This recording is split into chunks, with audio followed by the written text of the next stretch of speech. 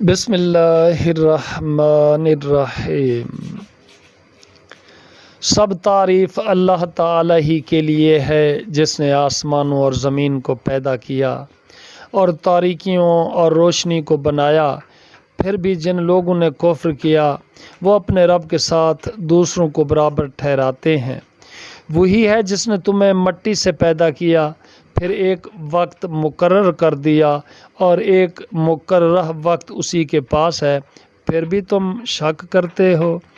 اور وہی اللہ تعالیٰ آسمانوں میں ہے اور وہی زمین میں بھی ہے، وہ تمہارا پوشیدہ اور تمہارا ظاہر جانتا ہے، اور جو کچھ تم کماتے ہو وہ بھی جانتا ہے۔ اور ان کے رب کی نشانیوں میں سے کوئی نشانی ان کے پاس نہیں آتی مگر وہ اس سے منہ موڑنے والے ہوتے ہیں۔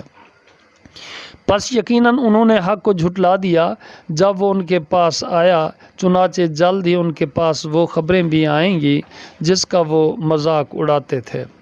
کیا انہوں نے نہیں دیکھا کہ ان سے پہلے ہم نے کتنی قوموں کو ہلاک کر دیا جن کو ہم نے زمین میں وہ اقتدار عطا کیا تھا جو تمہیں بھی عطا نہیں کیا، اور ہم نے ان پر آسمان سے موسلا دھار بارشیں برسائیں اور ہم نے نہریں بنائیں جو ان کے گھروں کے نیچے سے بہتی تھیں۔